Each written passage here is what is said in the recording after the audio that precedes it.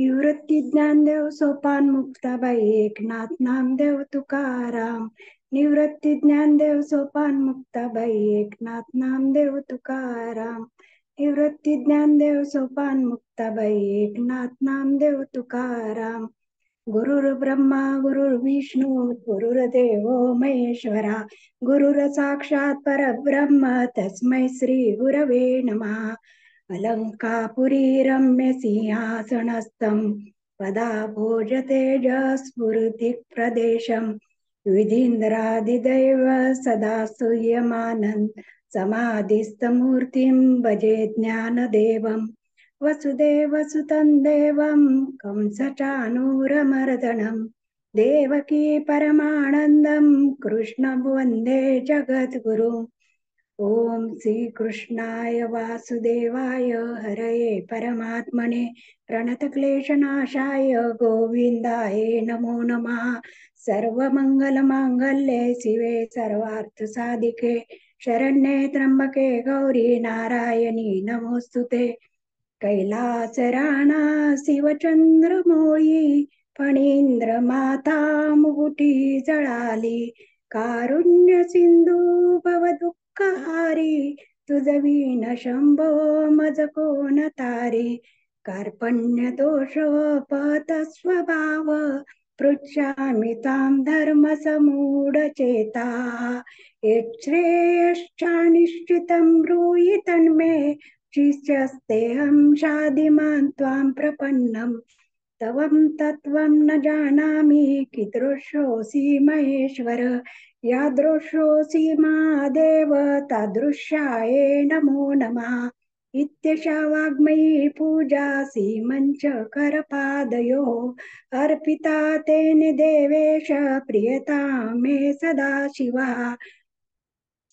ओम पार्थाय प्रतिबोधितां भगवता नारायणेन स्वयं व्यासेन ग्रथिता पुराणमुनिना मध्ये महाभारतम्. अद्वैतामृतवर्षिणीं भगवती मष्टादशाध्यायिनी मम त्वामनुसन्दधामि भगवद्गीते भवद्वेषिणीं.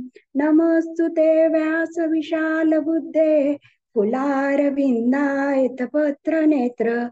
येन त्वया भारततैलपूर्ण प्रज्वालितो ज्ञानमय प्रदीप. प्रपन्न पारिजाताय स्तोत्रवैत्रेकपाणये ज्ञानमुद्राय कृष्णाय गीतामृतदुहे नमः. सर्वोपनिषदो गावो दोग्धा गोपालनन्दन पार्थो वत्स सुधीर्भोक्ता दुग्धं गीतामृतं महत्. वसुदेवसुतं देवं कंसचाणूरमर्दनं देवकी परमानन्दं कृष्णं वन्दे जगद्गुरुम्. भीष्मद्रोणतटा जयद्रथजला गान्धारनीलोत्पला शल्यग्रावती कृपेण वहनी कर्णेन वेलाकुला. अश्वत्थामविकर्णघोरमकरा दुर्योधनावर्तिनी सोत्तीर्णा खलु पाण्डवे रणनदी कैवर्तक केशव. पाराशर्यवच सरोजममलं गीतार्थगन्धोत्कटं नानाख्यानककेसरं हरिकथा बोधितं. लोके सज्जन षट्पदेरहरः पेपीयमाणं मुदा भूयाद्वारत पंकजं कलिमलं प्रध्वंसिना श्रेयसे. मुखं करोति वाचालं पङ्गुलङ्घयते गिरिं यत्कृपातमं वन्दे परमानन्दमाधवम्. यं ब्रह्मा वरुणेन्द्र रुद्रमरुत शृण्वन्ति दिव्यस्तवे वेदे साङ्गपदक्रमोपनिषदेर्गायन्ति यं सामगा. ध्यानावस्थित तद्गतेन मनसा पश्यन्ति यं योगिनो यश्चान्तं न विदुसुरासुरगणा. देवाय तस्मै नमः. देवाय तस्मै नमः. ताई 20वा श्लोक न गीतेचा. हो हो. त्रैविद्यमा सोमपापूत पापा यज्ञैरिष्ट्वा स्वर्गतिं प्रार्थयन्ते ते पुण्यमासाद सुरेंद्रलोक मश्नन्ति दिव्यान् दिवि देवभोगान्. तीन वेद जाणणारे यज्ञ सोमपान करणारे व तेने करून पाप नष्ट झालेले याज्ञिक हे अज्ञानी माझे यजन करून स्वर्गगती मागतात. पुण्याचे फल असा जो देवेंद्राचा लोक प्राप्त करून ते मग त्या स्वर्गलोकी दिव्य असे देवांचे असे भोग भोगतात. देख पागा किरीटी आश्रम धर्माची आराठी विधी मार्गी कसवटी जे आपणची होती. पहा रे अर्जुना, आश्रम धर्माच्या आचरणाने विहित मार्गाला जे आपणच कसोटी होतात. ज्याच्या आचरणावरून वागण्याचा विधी कळतो असे ज्याचे आचरण उत्तम असते. यजन करिता कौतुके ती वेदांचा माता तुके क्रिया फळेसी उभी टाके पुढा जया. ते सहज लिलेने यज्ञ कराव्यास लागले असता तिन्ही वेद आपली मान डोलतात व ज्याच्या पुढे ती यज्ञक्रिया आपल्या फलासह मूर्तिमंत येऊन उभी राहते. ऐसे दीक्षित जे सोमप जे आपणची यज्ञाचे स्वरूप ती तया पुण्याचे नी नावे पाप जोडिले देखे. याप्रमाणे जे यज्ञात सोमरसाचे पान करणारे यज्ञकर्ते आहेत आणि जे आपण स्वतःच यज्ञमूर्ती झाले आहेत त्यांनी यज्ञापासून होणाऱ्या त्या पुण्याच्या नावाने वास्तविक पापांचा लाभ पदरात पाडला असे समज.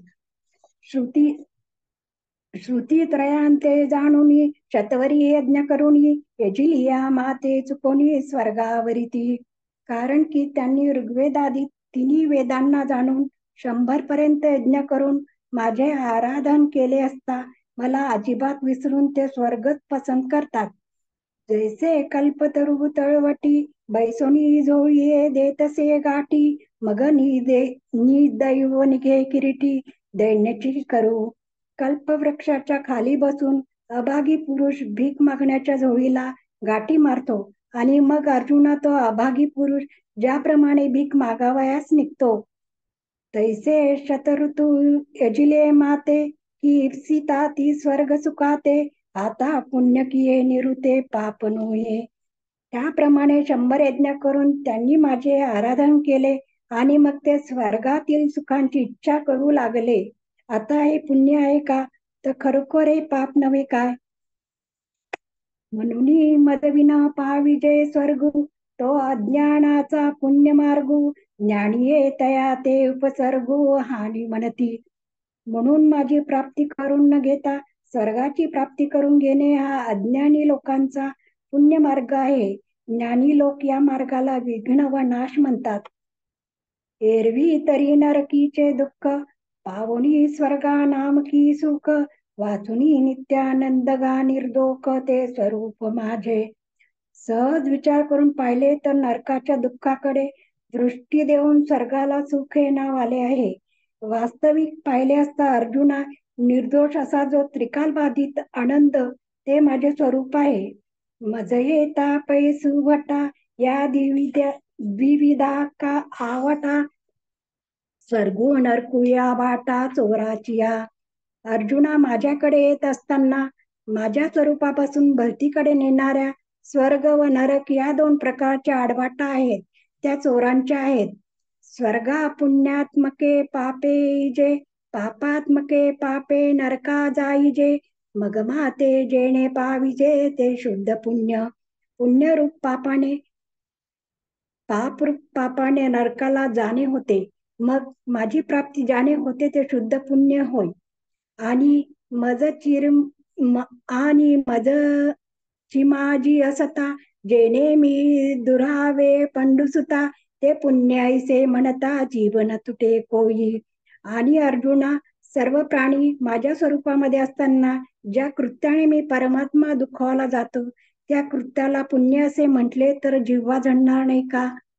परी हे असो आता प्रस्तुत ऐके या परी ते दीक्षित यजुनी माते याचित स्वर्ग बघू. परंतु या प्रसंगी हे आता राहू दे अर्जुना.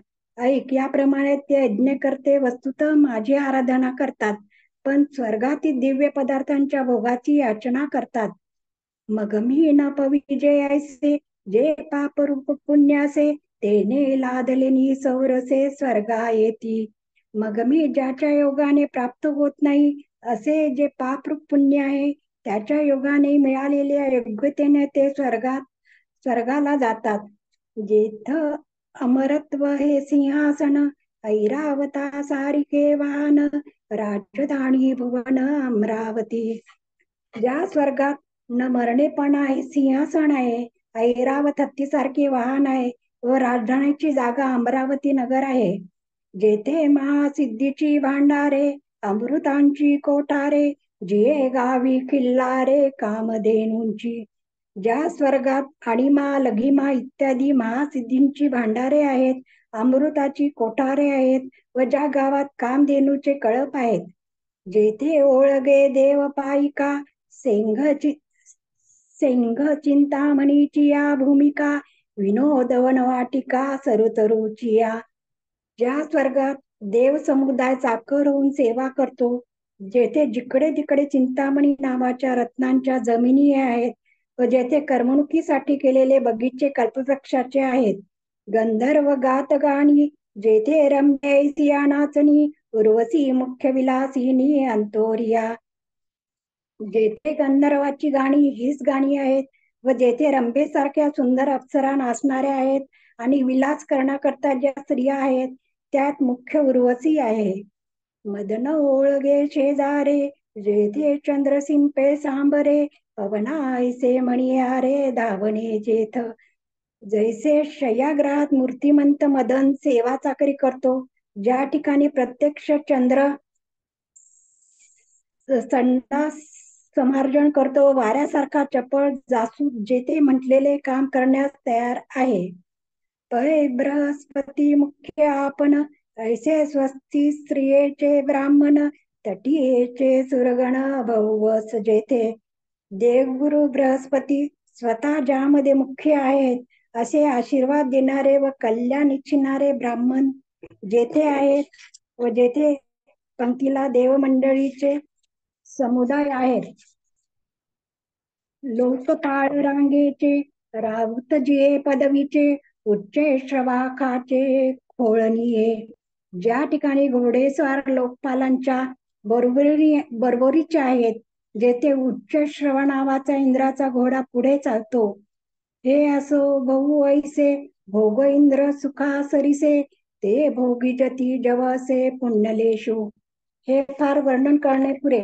याप्रमाणे इंद्राच्या सुखाई सारखे ते भोग यज्ञकर्त्याच्या पदरात जेथपर्यंत पुण्याचा अंश असतो तेथपर्यंत भोगतात.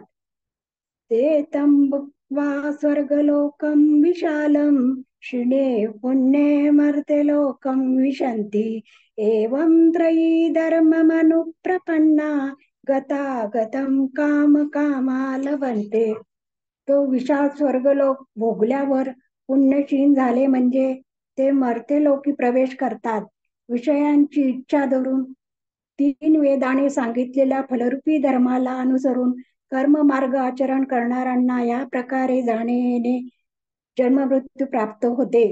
मग तया पुण्याची पावटी सरे सवेची इंद्रपणाची उटी उतरे आणि येऊ लागती माघारे मृत्यूलोका. मग त्या पुण्याने प्राप्त झालेला दर्जा नाहीसा झाला की त्याबरोबरच यज्ञ करतात असलेले इंद्राच्या ऐश्वर्याचे तेज कमी होते आणि मग ते मृत्यूलोकाला परत येऊ लागतात. जैसा वेशा भोगी कवडावेचे मगदारीचे पुनयेतीचे तैसे लाजीरवाने दीक्षितांचे काय सांगो. ज्याप्रमाणे वेशेच्या नादात पैसा नाहीसा होतो, मग तिच्या दारात हात लावण्याची सोय राहत नाही, त्याप्रमाणे यज्ञकर्त्याची स्थिती लज्जास्पद आहे. त्याचे काय वर्णन करावे. एवं तिथिया माते चुकले जी पुण्य स्वर्ग कामिले तया अमरपण ते वावो झाले अति मृत्यू लोकू. याप्रमाणे ज्यांनी पुण्याच्या जोरावर स्वर्गाची हाव धरली ते नित्य जवळ असणाऱ्या मला चुकले आणि त्यांचे अमरपणही व्यर्थ गेले. आता त्यांना पूर्वीचा मृत्यूलोक पुन्हा प्राप्त झाला. मातेची उदर कुहरी पचुनी विष्टेच्या दातरी, उकडुनी नवमासवरी, जन्म जन्मोनी मरती. आईच्या पोटरूपी पुयेत, नरकाच्या उकडीतील थरात 9 महिनेपर्यंत उकडून पुन्हा पुन्हा ते जन्माला येऊन मरतात. अगा स्वप्नी निधान फावे, परिचयलिया हारपे आघवे, तैसे स्वर्ग सुख जाणावे वेदज्ञांचे. अर्जुना, स्वप्नामध्ये द्रव्याचा ठेवा सापडतो, पण जागे झाले असता तो सर्व नाहीसा होतो. त्याप्रमाणे वेद जाणणाऱ्या यज्ञकर्त्याचे स्वर्ग सुख समजावे. अर्जुना, वेदविद जरी झाला तरी माते नेनता वाया गेला, कणू सांडूनी उपनीला कोंडा जैसा. ज्याप्रमाणे धान्य टाकून नुसता कोंडा उपानावा, त्याप्रमाणे अर्जुना, मला जाणले नाही तर प्रत्यक्ष एवढा वेद तरी तो व्यर्थ होतो. म्हणून मज एके विन हे त्रयी धर्म कारण, आता माते जाणून काही नेन तू सुखिया होसी. म्हणून एक मला सोडले तर तिन्ही वेदांनी सांगितलेले धर्म निरर्थक ठरतात. यास्तव अर्जुना, मला जाणून मग दुसरे जरी काही जाणले नाहीस तरी तू सुखी होशील. अनन्य चिंतयन्तो माये जना पर्युपासते, तेषा नित्याभियुक्तानां योगक्षेमं वाम्यहम्. एकनिष्ठेने माझे चिंतन करणारे जे जण माझी उपासना करतात, त्या सतत माझ्या ठिकाणी चित्ताने युक्त असलेल्या जणांचा योग व क्षेम मी करतो. पै सर्व भावेसी युक्तिते, जे ओपिले मज चित्ते, जैसा गर्भ गळूद माते कोणाही नेने. जे सर्व प्रकारच्या वृत्तीसहित चित्ताने मला उक्ते विकले गेले, ज्याप्रमाणे मातेच्या गर्भातील मूल कोणत्याही व्यवहाराला जाणत नाही, तैसा आम्ही वाचुनी काही, आनिक गोमटेची नाही, मजची नाम पायी जिने या ठेविले. त्याप्रमाणे माझ्याशिवाय दुसरे काही ज्यांना बरे वाटत नाही, आणि पहा, ज्यांनी आपल्या जगण्यास माझेच नाव ठेवले आहे, ज्यांना माझी सेवा करण्यातच आपल्या जीविताची सार्थकता वाटते, ऐसे अनन्य गतिके चित्ते, चिंतित सा ते माते, जे उपासिती तया ते मिची सेवी. याप्रमाणे एकनिष्ठ चित्ताने माझे चिंतन करत असतात जे माझी उपासना करतात, त्यांची सेवा मीच करतो. ते कटुनी जे क्षणी अनुसरले गा माझी आवानी, तेव्हाची तयाची चिंतवणी मजची पडली. ते ज्या क्षणात एकनिष्ठ होऊन माझ्या मार्गाला लागले, मला भजावयास लागले, त्याच वेळेला त्यांच्या संबंधांच्या काळजीचा बोजा माझ्यावर येऊन पडला. मग ती जे जे करावे ते मजची पडिले आघवे, जैसी अजात पक्षाचे निजीवे पक्षिणी जिये. मग जे जे म्हणून त्यास करायचे असते ते ते सर्व मलाच करावे लागते, जसे पंख न फुटलेल्या पिल्लांच्या जीवित्वाने पक्षीण जगते.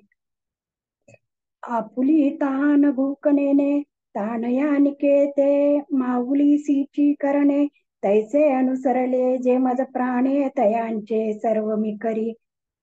आपली तहान भूक काहीच न जाणता लहान मुलाला जे हितकर असेल ते आईलाच करणे भाग पडते, त्या मुलाप्रमाणे जे मला अंतःकरणपूर्वक भजले त्याचे काहीही करण्यास मी लाजत नाही. तया माझी या सायुज्याची चाड, तरी तेची पूर्वी कोड, का सेवा म्हणती तरी आड प्रेम सुये. त्यांना जर माझ्या एकरूपतेची इच्छा असेल तर तीच त्यांची आवड मी पूर्ण करतो, किंवा ते माझ्या सेवेची मागणी करतील तर आम्हा दोघांमध्ये प्रेम घालतो, म्हणजे मी माझ्याविषयीचे त्यांना प्रेम देतो. ऐसा मनी जो जो धरिती भावो, तो तो पुढा पुढा लागे तया देवो, आणि दिदलियाचा निर्वाहो तोही मीची करी. याप्रमाणे जो जो हेतू मनात धरतात तो तो मी त्यांच्या पुढे पुढे होऊन त्यांना द्यावयास लागतो, आणि दिलेल्यांचे रक्षणही मीच करतो. हा योगक्षेमो आघवा, तयांचा मजची पडिला पांडवा, जयाची या सर्व भावा आश्रयो मी. ज्याच्या सर्व वृत्तींना मीच एक आश्रय आहे, त्यास नसलेल्या इच्छित पदार्थ येणे व दिलेला पदार्थ जतन करणे हे सर्व अर्जुना मलाच करावे लागते. एतन्न देवता भक्ता यजन्ते श्रद्धयान्विताः तेऽपि मामेव कौन्तेय यजन्ते विधिपूर्वकम्. जे श्रद्धेने युक्त असलेले भक्त अन्य देवतांची उपासना करतात ते देखील हे अर्जुना विधी अज्ञानामुळे विधी सोडून माझीच पूजा करतात. आता आणि काही संप्रदाये परिमाते नेनती संवाये जे अग्नी इंद्र सूर्य सोमाये म्हणून येजिती. आता सांगितलेल्या संप्रदायाखेरीज इतर जे संप्रदाय आहेत ते सर्वत्र समान असणार. जो मी त्या मला जाणत नाहीत व ते अग्नय इंद्राय सूर्याय सोमाय स्वाहा असे म्हणून यज्ञ करतात. तेही कीर मातेची होये काजे हे आघवे मीची आहे परी ते भजती उजरी नवे विषम पडे. ते त्यांनी इंद्रादिकाच्या भावनेने केलेले भजन निश्चय करून माझेच भजन होत असते, कारण की या सर्व रूपाने मीच एक आहे. पण तो त्यांचा भजन करण्याचा संप्रदाय सरळ नसून वाकडा आहे. पाहे शाखा पल्लव वृक्षांचे हे काय नवती एकाची बीजांचे परी पाणी घेणे मुळांचे ते मुळीची गापे. अर्जुना, पहा, झाडाच्या फांद्या आणि पाने ही एकाच बीजापासून झालेली नसतात काय, परंतु पाणी घेणे हे मुळाचे काम असल्यामुळे पाणी मुळालाच घातले पाहिजे. दहाई इंद्रिये आती ये जरी एकेची देहीची होती आणि सेविले विषयो जाती एकाची ठाई. किंवा 10 इंद्रिय आहेत आणि जरी ते एकाच देहात आहेत आणि त्यांनी भोगलेले विषय एकाच ठिकाणी भोगत्याला जाऊन पोचतात, तरी करोनी रससोय बरवी कानी केवी भरावी फुले आणोनी बांधावी डोळा केवी. असे जरी असले तरी उत्तम पक्वान्न करून कानात कसे भरावे, फुले आणून ती डोळ्यावर कशी बांधावी, ते तर असू तो मुखेची सेवावा परिमळू तो राणेची घ्यावा तैसा मी तोय जावा मीची म्हणून. त्या ठिकाणी पक्वान्ने ही तोंडानेच खाल्ली पाहिजेत, जो वास तो नाकानेच घेतला पाहिजे. त्याप्रमाणे माझे भजन माझ्या भावनेनेच करावे.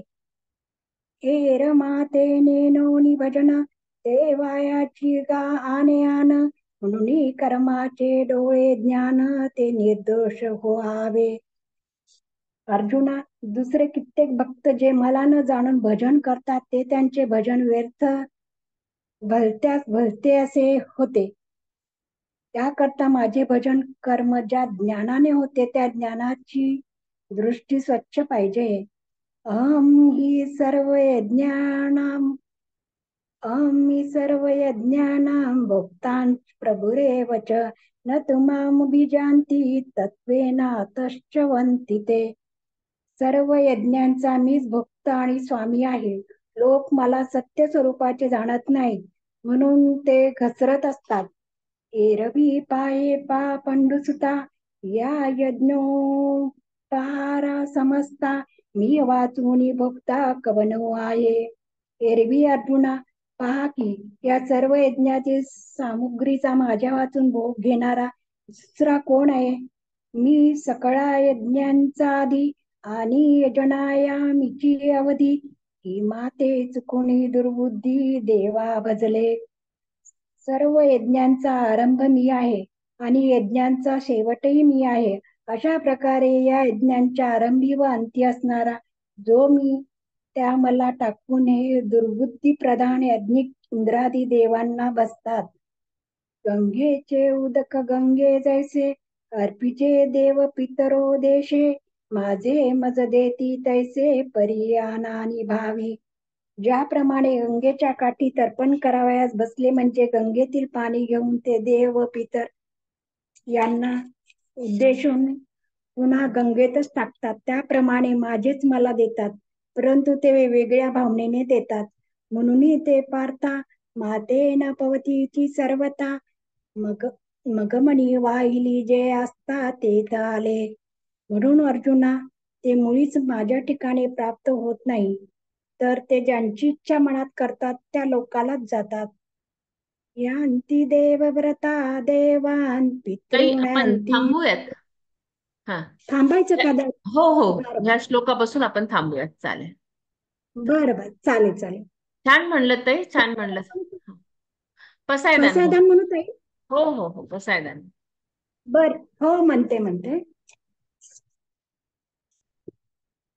आता विश्वात्मके देवे, येणे वाग्यज्ञ तोषावे. तोषोनी मज द्यावे पसाय दान हे. जे कळांची व्यंकटी सांडो, तया सत्कर्मी रती वाढो. भूता परस्परे पडो मैत्र जीवांचे, दुरितांचे तिमिर जावो. विश्व स्वधर्म सूर्ये पाहो, जो जे वंचिल तो ते लावो. प्राणिजात वर्षत सकळ मंगळी, ईश्वर निष्ठांची मांदी आळी. अनवरत भूमंडळी भेटतूच भूता, चला कल्पतरूंचे आरव. चेतना चिंतामणीचे गाव, बोलते जे अनर्व पियुषांचे. चंद्रमे जे अलांछन, मार्तंड जे तापहीन. ते सर्वाई सदा सज्जन सोयरे होतू. किंबहुना सर्व सुखी पूर्ण होऊनी तिनी लोकी. भजिजो जो आदि पुरुषी अखंडित, आणि ग्रंथोपजीविये विशेषी लोकी ये. दृष्टा दृष्ट विजय होआवे जी, एथ मनेसी विश्वेश्वराओ. हा होईल दान पसाओ, येणे वरे ज्ञान देव सुखिया झाला. येणे वरे ज्ञान देव सुखिया झाला. येणे वरे ज्ञान देव सुखिया झाला. यदक्षरं पदभ्रष्टं मात्राहीनं तु यद् भवेत्, तत्सर्वं क्षम्यता देवी. प्रसीद परमेश्वर, प्रसीद परमेश्वर. सगळ्यांना जय प्रसीद कृष्ण. सगळ्यांना जय कृष्ण. ताई, आपलं वाचन खूपच ताई सुंदर झालं. झालं. हा, आणि माझा आवाज येतोय? हो, येतोय आवाज. हा, नाही, मला हे सांगायचं होतं की आपलं वाचन आज खूपच सुंदर झालं ताई. आणि आपण छान असे खूप सुंदर अशी उदाहरणं आज पाहिलीत. आणि महत्वाचे म्हणजे तीन जे म्हणजे मला जे मुद्दे छान वाटले ते मी सांगू इच्छितो. म्हणजे पाप कशाला म्हणायचं आणि पुण्य कशाला म्हणायचं याचं फार सुंदर उदाहरण माऊलींनी दिलेलं आहे. म्हणजे ज्या पहा की सर्व जग, आपल्या भोवतालचं विश्व हे ब्रह्ममय आहे. आणि आपल्या वागण्यातून, आपल्या बोलण्यातून आपण जेव्हा दुसऱ्यांना पीडा देतो, तेव्हा ते एका अर्थी आपण त्या ब्रह्मालाच त्रास देत असतो. आणि त्यामुळे व्यासांनी पण जी व्याख्या 18 पुराणात केलेली व्याख्या, तिथं सुभाषित पण आहे छान, की परपीडा म्हणजे पाप आणि दुसऱ्याला सुख देणं म्हणजे पुण्य होय. आता त्याच्या पाठीमागचा गहन अर्थ समजून घ्या की पाप कशामुळे पाप म्हटलंय, की तो जो काही व्यक्ती आहे किंवा ती जी वस्तू आहे किंवा तो प्राणी मात्र आहे, त्याला आपण कुठल्याही ना कुठल्या प्रकारे जो त्रास जाणीवपूर्वक किंवा अजाणतेपणे जो काही त्रास देत असतो, तो एका प्रकारे त्या ब्रह्मालाच म्हणजे त्या परमेश्वरालाच दिलेला त्रास आहे. आणि त्या परमेश्वरालाच दिलेला त्रास असल्यामुळे तो पापच आहे. आणि आपण जेव्हा दुसऱ्याला सुख देऊ किंवा आनंद देण्याचा प्रयत्न करू, तेव्हा आपण त्या परमेश्वरालाच, त्या ब्रह्मालाच आपण आनंदित करू किंवा त्याचीच पूजा करू. आणि म्हणून ते पुण्य होय, असाच अर्थ माऊली आपल्याला इथे सांगतात. बरोबर. आणि त्याच्यानंतर स्वर्गाचं वर्णन छान केलेलं आहे की ऐरावत हत्ती आहे, राजधानीची जागा आहे, अमृताची कोठारं आहेत, कामधनूंचे कळप आहेत, अनेक महासिद्धी उपलब्ध आहेत. आणि अशा प्रकारे स्वर्ग लोक जरी म्हटला तरी तो तात्पुरता काळच टिकणार आहे. म्हणजे आयुष्यात घडलेल्या चांगल्या कर्मांमुळे किंवा चांगल्या पुण्यकर्मांमुळे किंवा यज्ञ यागादी क्रिया करून स्वर्गाची प्राप्ती केलेल्या इच्छेने किंवा संकल्प करून केलेले यज्ञ यागादी कर्म याच्यामुळे स्वर्गाची प्राप्ती होईल, परंतु ते पुण्य क्षीण शायाला आलं की परत मृत्यू लोकात मातेच्या गर्भातच जन्म येईल, असं आपल्याला माऊली फार सुंदर प्रकारे सांगतात. परंतु म्हणजे मला त्याच्याही पेक्षा पुढे जाऊन जो सगळ्यात उत्तम श्लोक याच्यातला आवडतो, म्हणजे 9व्या अध्यायातला, तो म्हणजे अनन्य चिंतो माम ये जन पर्युपासते तेषाम नित्ययुक्तानाम योगक्षेमम वहाम्यहम. हा माझा सर्वात आवडता एक छान श्लोक आहे. कारण जेव्हा आपण आपल्या आयुष्याची दोरी ही परमेश्वराच्या ताब्यात आहे असं म्हणतो, तेव्हा आपलं आणि अनन्यतेने शरणागत जेव्हा त्या परमेश्वराला होतो, तेव्हा आपला योगक्षेम सुद्धा चालवण्याची जबाबदारी त्या परमेश्वराचीच आहे, असंच माऊली आपल्याला सुद्धा सांगते.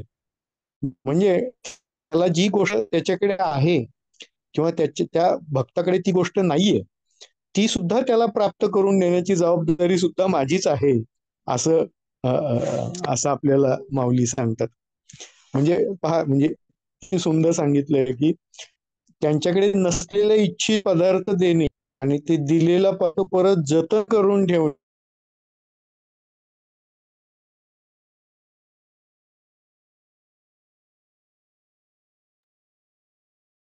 Hello hello. की भजन करताना सुद्धा ते भजन त्या भावनेने, त्या ईश्वराविषयीच्या प्रेमाने केलेलं असलं पाहिजे. त्या अंतःकरणपूर्वक त्या परमेश्वराला भजलं पाहिजे. कारण हा अनुभव नेहमीचाच असतो की आपण एखादं कीर्तन किंवा भजन ऐकतो, त्यावेळेला जर काही कीर्तन गाणारा किंवा ते भजन गाणारा व्यक्ती आत्म्यापासून गात असेल, म्हणजे मनापासून त्या ईश्वराला आळवत असेल, तर ते भजन आपल्याला ईश्वराचं दर्शन करून देतं, बरोबर. परंतु ते फक्त एक गाणं आहे किंवा ते फक्त एक संगीत आहे किंवा ते एक विशिष्ट राग आहे, या भावनेने ते जर का भजन गायलेलं असेल तर तिथं परमेश्वराचं दर्शन होत नाही आणि त्या गोष्टी आत्म्याला आनंद मिळवून देत नाहीत. आणि हा आपल्या आयुष्यातला नेहमीचाच आनंद, म्हणजे नेहमीची गोष्ट आहे ही, म्हणजे आपल्याला अनेक वेळा जाणवते की भीमसेन जोशींनी गायलेलं भजन का मनाला आवडतं, कारण ते अंतःकरणपूर्वक त्या परमेश्वराला भजलेलं आहे आणि तिथं त्या परमेश्वराविषयीचं प्रेम अस्तित्वात आहे, म्हणूनच आपल्याला त्याच्यातली गोडी वाटायला लागते. आणि फार सुंदर प्रकारे माऊली इथं ती गोष्ट समजून सांगतात. आणि म्हणजे त्याच्या पुढची गोष्ट पण त्यांनी फार सुंदर सांगितली आहे की जशी एखादी गोष्ट देताना त्याच्या विशिष्ट जागीच ती दिली गेली पाहिजे. म्हणजे पाणी झाडाला घालायचं तर ते मुळालाच घातलं गेलं पाहिजे. पक्वान्न उत्तम खायचं तर ते तोंडावाटेच खाल्लं गेलं पाहिजे, बरोबर. किंवा उत्तम श्वास घ्यायचा तर तो नाकावाटेच घेतला पाहिजे. तसंच भजन सुद्धा त्या परमेश्वर प्राप्तीच्या इच्छेनेच केलं गेलेलं पाहिजे. आणि तसं जर का आपण करू तर त्या भजनाचं ते भजन त्या त्या त्या भक्ताने केलेलं भजन त्या परमेश्वरालाच प्राप्त होतं. आणि फार महत्वाचा मुद्दा इथे 350व्या ओळीमध्ये माऊली सांगतात की जे काही भजन कर्म करताना ज्ञानाची दृष्टी स्वच्छ हवी. म्हणजे काय की ते कर्मचं ज्ञान काय हवं की हे सर्व विश्वच ब्रह्म आहे आणि त्या ब्रह्माचीच मी सेवा करतो आहे. म्हणजे मी काल पण म्हणजे असं गमतीने लिहित होतो गटावर, सपोर्टच्या गटावर, की सेवा करण्याची भावना काय असावी. सेवेची भावना काय की ज्या व्यक्तीविषयी मी सेवा करतोय किंवा ज्याच्याकडून जे काम मी करायचा प्रयत्न करतोय तो सुद्धा ब्रह्मच आहे, या भावनेने आपण जेव्हा ती सेवा करू तेव्हा त्या सेवेचा आनंद हा अनेक पटीने द्विगुणित असतो. म्हणजे पहा की आपल्याकडे पादुकांची सेवा करतात मंदिरामध्ये, म्हणजे चपला नीट ठेवणे किंवा आता मी गुरुद्वारात आम्ही जातो, आम्ही भांडी समजा घासतो, तर ती सद्गुरूंची सेवा आहे. त्या सेवेमध्ये भाव काय आहे की तिथे आलेला प्रत्येक व्यक्ती हा सद्गुरूंचाच अवतार आहे आणि तो त्या त्या परमेश्वराचा अवतार आहे. ही भावना जेव्हा मनामध्ये निर्माण होते तेव्हा ते जे प्रत्येक कर्म आहे त्या ज्ञानदृष्टीला धरून होतं आणि ते भजन पूजन सुद्धा ज्ञानदृष्टीला धरून होतं, म्हणून त्याला महत्व आहे असं माऊली आपल्याला इथे सांगतात. म्हणजे फार सुंदर आहे म्हणजे याचं वर्णन. ब्रह्म पाहिला आणि ब्रह्म स्वतःमधलं जाणून घ्यायला आणि ते विश्वामध्ये पाहिला, जेव्हा आपली दृष्टी तयार होईल त्या दृष्टीला ज्ञानदृष्टी असं म्हटलेलं आहे. बरोबर. आणि ही दृष्टी महत्वाची आहे. किंवा यजन करताना म्हणजे मला यातलं म्हणजे अजून एक पुढचं जी ओळी आवडली ती फार सुंदर आहे. म्हणजे गंगेच्या काठी तर्पण करायला बसलेलो असताना पाणी गंगेतलंच घेतो आणि गंगेतच टाकतो, पण मात्र मनात असलेली भावना काय आहे तर ते तर्पण मी माझ्या देवांना किंवा पितरांना देतो. ती भावना वेगळी असल्यामुळे ते तर्पण किंवा ती सेवा माझ्यापर्यंत पोचतच नाही. ती जी इच्छा मनात धरून ती सेवा केलेली आहे, म्हणजे काय तर त्या पितरांकडून त्या देवांकडून काही ना काहीतरी मला फायदा मिळावा. म्हणजे लक्ष्मीने मला धन द्यावं, पितरांनी मला आरोग्य द्यावं, पितपुत्रांनी मला अजून धनधान्य संपत्ती मुलं बाळ असं द्यावं. ही जी भावना करून गेलेलं तर्पण आहे, त्यामुळे त्यांना तेच गोष्ट फक्त मिळणार आहे. भावना जी आपली आहे म्हणजे तर्पण करताना सुद्धा जर का भावना हीच असेल की मी परमेश्वराचा आहे आणि परमेश्वर माझा आहे आणि हेतलं जे काही आहे ते सर्व त्या त्या परमेश्वर प्राप्तीच्या भावनेने आपण जेव्हा करू तेव्हा त्याचा आनंद स्वरूपाचं ज्ञान आपल्याला व्हायला लागेल. आणि मनुष्य आनंदी कधी होतो जेव्हा त्याला कळायला लागतं की वाहणारी गंगा सुद्धा ब्रह्म आहे आणि त्या गंगेतलं खडक सुद्धा ब्रह्मच आहे. हे ज्याला कळालं ते त्याला कोडं सुटलं, असं मी मागे पण लिहिलं होतं. म्हणजे त्याचा अर्थ तोच आहे की सर्व ब्रह्म म्हणजे हे हे कळणं खूप खूप महत्वाचं आहे की बसलेला समोरचा श्रोता साधक हा सुद्धा तो ब्रह्मस्वरूप आहे. बरोबर. आणि सांगणारा वक्ता हा सुद्धा ब्रह्मस्वरूप आहे. असं जेव्हा गोष्ट घडेल, बरोबर, म्हणजे ऐकणारा कृष्णाच्या भक्तीपोटी ऐकायला भागवत बसलेला आहे आणि सांगणारा व्यक्ती कृष्णाच्या भक्तीपोटी भागवत सांगतो किंवा त्या वैराग्य भावनेने सांगतो, बरोबर, म्हणजे कृष्णार्थी होऊन सांगतो, तेव्हा तिथे जो आनंद असतो तिथे जो रस असतो, असं आजच आपल्याला भागवतामध्ये स्वामींनी म्हणजे राजेंद्रदास स्वामींनी भागवताविषयी सांगितलं. पहा किती सुंदर कल्पना आहे. म्हणजे ऐकणारा पण ब्रह्म आहे, सांगणारा सुद्धा ब्रह्म आहे आणि ती क्रिया घडतीये ती सुद्धा ब्रह्मार्पण आहे. असं ते सुंदर गोष्ट आहे. म्हणजे परब्रह्माविषयीची जी भावना आहे ती भावना खूप महत्वाची आहे. म्हणजे भक्तीला काय महत्वाचं आहे, भक्तीला बाकीच्या जी काही सोपस्कर आहेत ती महत्वाची नसतातच. सोपस्कर काय वाहिलं, हळद कुंकू फुलं पत्र पाणी काय वाहिलं यालाही महत्व नाही. महत्व कशाला आहे, मनातल्या ईश्वराच्या विषयी असलेल्या भावनेला महत्व आहे, बाकीच्या क्रियांना महत्व नाही. बरोबर. त्यामुळे मी असं नेहमी म्हणजे नेहमीच असं आपल्याला माऊली पण सांगतात किंवा गोंदवलेकर महाराजही सांगतात की नामस्मरण करणं महत्वाचं. कसं केलं ह्याला महत्व नाही. बरोबर, की विशिष्ट पद्धतीत बसूनच केलं, विशिष्ट पद्धतीनेच केलं. सुरुवातीच्या काळात ते आवश्यक असतं, कारण एक शरीराला मनाला आणि चित्ताला सवय लावण्यासाठी ते आवश्यक असतं. परंतु एकदा ती सवयची गरज नंतर नंतर त्याची गरज उरत नाही. जेव्हा आपलं मन ईश्वरमय होऊन जाईल तेव्हा आपल्याला सर्वत्र ईश्वरच दिसू लागेल. रामकृष्ण हरी. मी आपले छोटेसे